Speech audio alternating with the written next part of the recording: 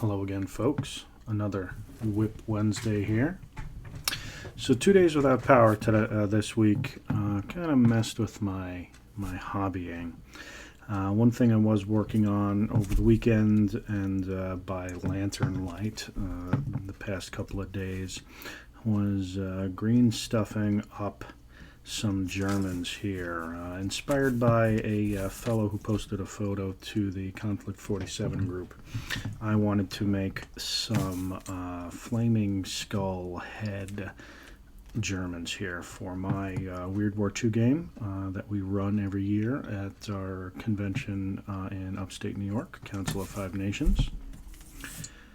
So I had a number of these Warlord Games Germans who had broken arms or broken weapons.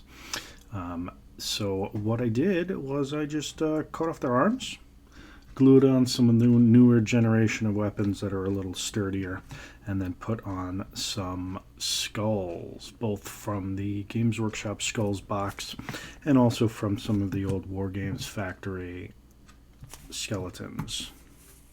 Most of the guys have assault rifles. Here's two guys from the Fallschirmjäger boxed set with skulls. Some guys with the STG 44 here.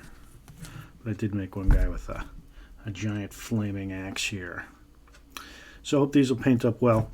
These are going to be on the painting desk next week, I believe, along with some of the last remnants of a commission I'm doing for a friend. I need to do a whole bunch of SMG armed Germans here, both just regular troops and also NCOs. So those are also getting a little green stuff filled in here. It's my first time working with green stuff as opposed to the Milliput putty, and I'm starting to really like it. So as far as my actual painting this week goes, I've had these for a little bit. I saw them on Daka Daka, actually. A fellow was painting these. These are some 15 millimeter-ish scale Battletech plastic mechs out of Russia from a failed Kickstarter, from what I guess. And then these guys had the molds and made up these models. So they have a total of 6 of them. I'm going to paint them up in 2 forces. This one is kind of inspired by the French desert contour camouflage scheme here with the blue and the brown, although I did not then add a green to it. Starting up my little test scheme here with this guy, picking out some details with this blue and then black for the hydraulics, a little gray, some white for the missiles, etc. Just picking out some details, giving it a little more character, giving it a little depth before we wash it. Along the same lines, I'm also painting up some Gates of Antares GAR battle suits. I picked these up in the spruce sale, so I don't actually play Gates of Antares, and I'm not exactly sure what these guys are. But they're awesome, definitely little alien suits. I love their little Matrix-inspired heads here with the cables coming down on the multi-eyes.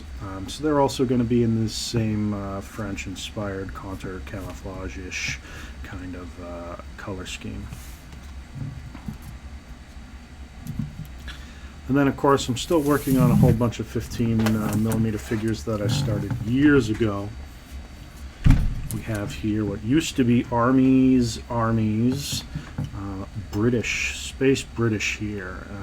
To get them ready for a game, I just dumped ballast and sand on the bases, super glued it down, and then moved on. And then I moved, and 6 years later, now they're ready to be finished. So these need to have their bases painted, washed, dry brushed. I had a couple here that I started to paint brown. My pretty standard ground scheme. Just dry brush them over and then give these guys a nice AK Interactive ultra matte varnish instead of this kind of a little bit too shiny varnish that they have on them. Once the matte varnish comes off, back order that is, from Michigan Toy Soldiers, they'll be mailing it to me. I thought this wasn't going to be enough to fill out the week, but especially 2 days without power, I'm definitely going to get this stuff done. Move on to the Germans next week. Lots of field growl will be spray painted on these guys next week. But that is it for my work in progress Wednesday here. Thank you for watching.